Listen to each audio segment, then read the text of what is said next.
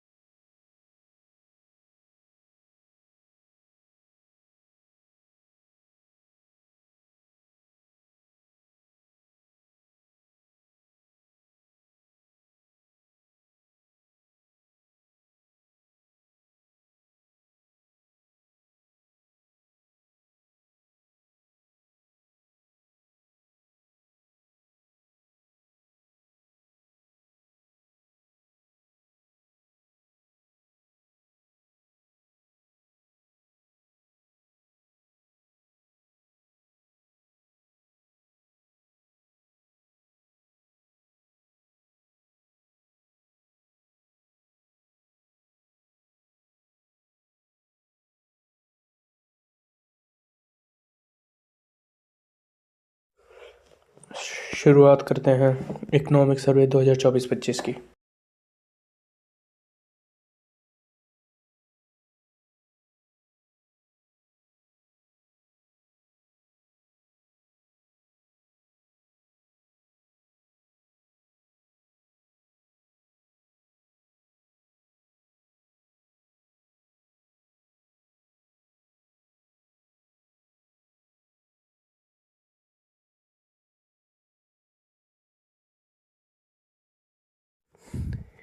आइए चर्चा प्रारंभ करते हैं। किसके द्वारा आर्थिक सर्वे संकलित किया जाता है? उत्तर है वित्त मंत्रालय के तहत मुख्य आर्थिक सलाहकार वर्तमान में भी अनंत नागेश्वरण के द्वारा आर्थिक सर्वे को संकलित किया जाता है। वित्त मंत्रालय में एक विभाग होता है जिसे हम आर्थिक मामलों का विभाग कहते हैं। इसमें दो विभाग होते हैं, पहला होता है बजट डिवीजन, दूसरा होता है इकोनॉमिक डिवीजन।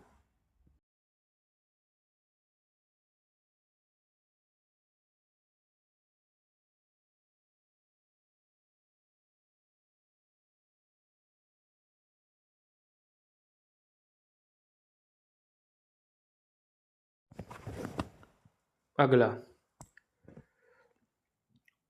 भारत में पहला आर्थिक सर्वे कब हुआ था?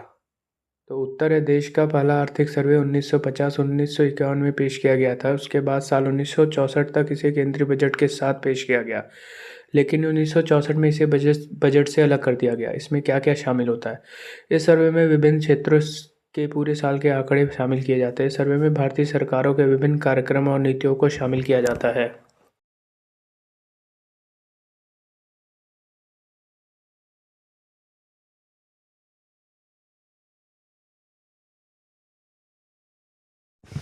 अगला, आर्थिक सर्वे का क्या महत्व होता है? अर्थव्यवस्था के वर्तमान आंकड़ों के आधार पर भविष्य की नीति बनाने में मदद करता है। दूसरा, राजकोषीय घाटा, विकास दर, विदेशी मुद्रा भंडार आदि विभिन्न लक्ष्यों को प्राप्त करने के लिए सही कदम उठाने में मदद करता है। नेक्स्ट, आने वाले वित्त वर्ष के लिए बजट बनाने की प्रक्रिया में मदद करता है।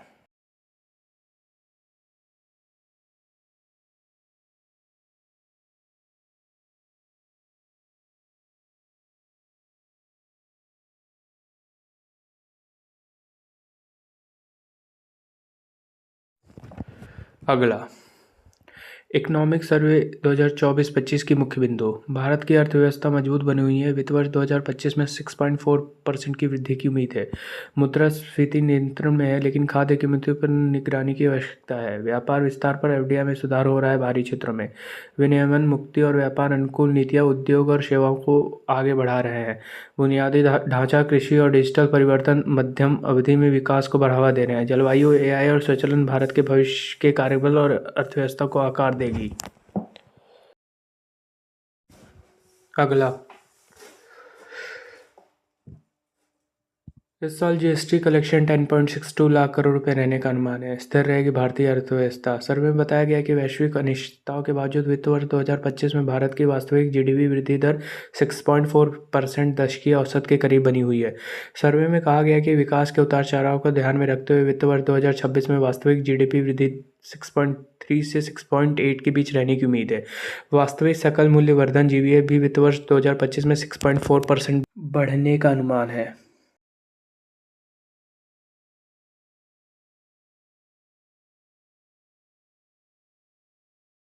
अगला, धीरे धीरे नियंत्रण में आ रही है मुद्रास्फीति। सर्वे में बताया गया है कि विभिन्न सरकारी पहलों और मौद्रिक नीति उपायों के कारण खुदरा मुद्रास्फीति वित्त वर्ष 2024 में 5.4% से घटकर अप्रैल दिसंबर 2024 में 4.9% हो गई। इस सर्वे में कहा गया कि चुनौतियों के बावजूद भारत में मुद्रास्फीति प्रबंधन के लिए सकारात्मक संकेत है। भारतीय रिजर्व बैंक और अंतर्राष्ट्रीय मुद्रा कोष का अनुमान है कि भारत की उपभोक्ता मूल्य मुद्रास्फीति वित्त वर्ष 2026 में धीरे धीरे लगभग 4% के अनुरूप हो जाएगी।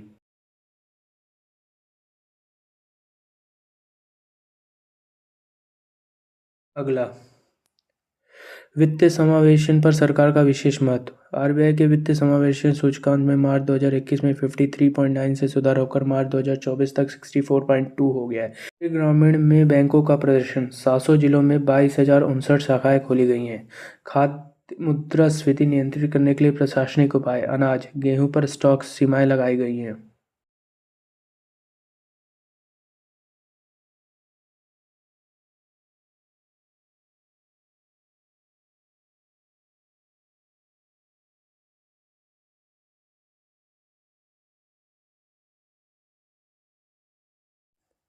खुला बाजार बिक्री योजना। गेहूं और चावल भारत ब्रांड के तहत बिक्री। चना दाल, मूंग दाल और मसूर दाल दालें शुल्क मुक्त आयात। देसी चना, तुअर, उड़द, मसूर और पीली मटर। स्टॉक सीमाएं। तुअर और देसी चना। सब्जियां प्याज और टमाटर पर सब्सिडी प्राप्त बिक्री।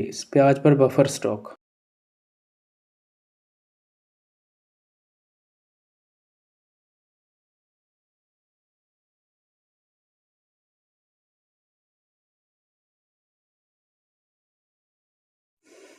आइए बात करते हैं हम रेलवे की। तो वंदे भारत का डेटा ये है कि 2018-22 में 2 वंदे भारत थी। 2023 तक 10 वंदे भारत हुई। 2024 में 51 वंदे भारत हुई। 2025 अक्टूबर तक 68 वंदे भारत हुई। सेम उसी में विनिर्माण कोच के बारे में बात करते हैं तो 18-22 में 32 कोचों का विनिर्माण हुआ। 23 में 216 कोचों का विनिर्माण। 24 में 672 कोचों का विनिर्माण। 2025 तक 900 कोचों का विनिर्माण होगा।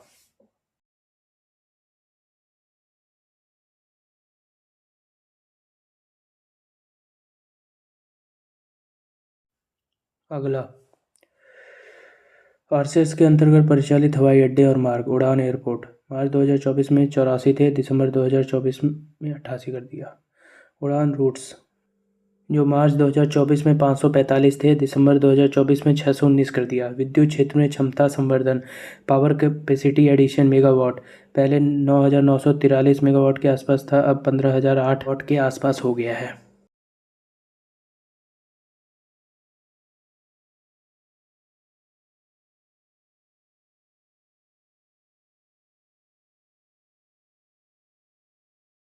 अगला, ट्रांसफॉर्मेशन कैपेसिटी एडिशन। पहले हमारे पास 32,961 थे, अब 38,805 हो गया। डिजिटल कनेक्टिविटी दूरसंचार क्षेत्र के अंतर्गत दिसंबर 2023 में हमने 7.9 लाख टावर लगाए थे। दिसंबर 2024 तक आते आते वो वही टावर 8.2 लाख हो गए। ऑप्टिकल फाइबर केबल कनेक्शन दिसंबर 2023 तक 6,77,000 किलोमीटर केबल लगाई गई थी, वो बढ़कर दिसंबर 2024 तक 6,93,000 किलोमीटर हो गई है।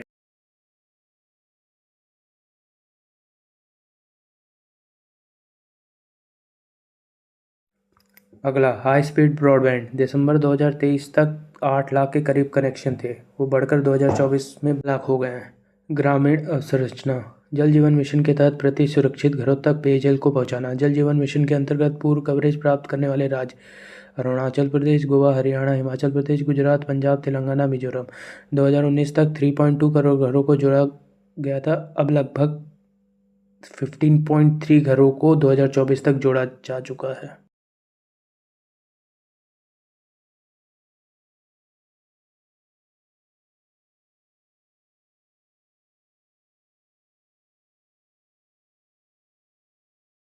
अगला, विभिन्न पहलों के अंतर्गत प्रगति। प्रधानमंत्री आवास योजना शहरी 25 नवंबर 2025 तक 1.18 करोड़ घरों को मंजूरी दी गई। शहरी परिवर्तन मेट्रो रेल प्रणाली वर्तमान में 23 शहर में 1,010 किलोमीटर परिचालक में है और अतिरिक्त 980 किलोमीटर निर्माणाधीन है। कार्यकल्प और शहरी परिवर्तन के लिए अटल मिशन। नल जल कवरेज 70% तक बढ़ा है और सीवरेज कवरेज 62% तक बढ़ा है। स्मार्ट सिटी मिशन के तहत 13 जनवरी 2025 तक 93% परियोजनाएं पूरी हो चुकी हैं। अगला कुछ ग्राफ दे दिया गया है जो आप स्वयं पढ़ लीजिएगा। सेवाएं दिग्गजों के समक्ष नई चुनौतियों के बारे में।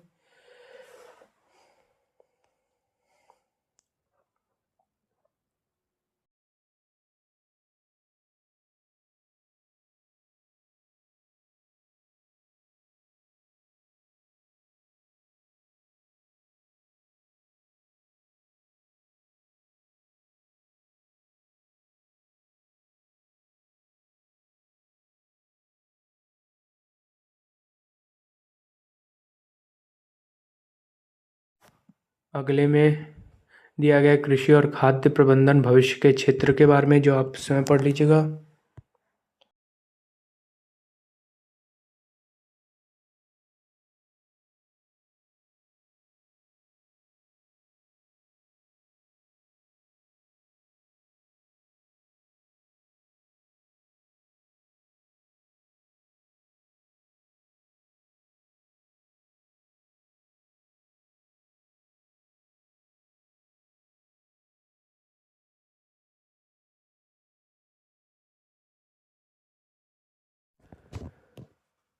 अगले में जलवायु और पर्यावरण अनुकूल की अनिवार्यता, इसके बारे में दिया गया, ये आप स्वयं पढ़ लीजिएगा।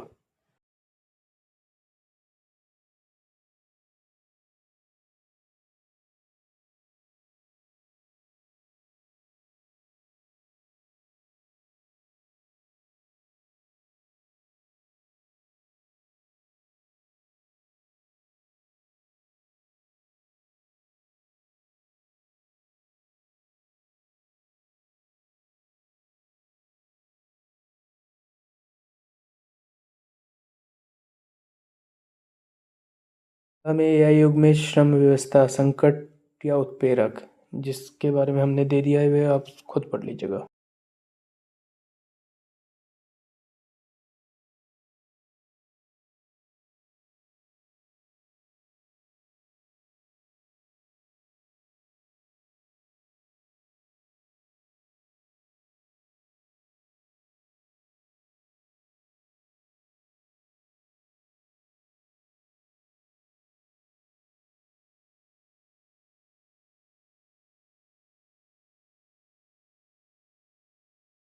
धन्यवाद। Good night. शुभ रात्रि। आपका दिन मंगलमय हो।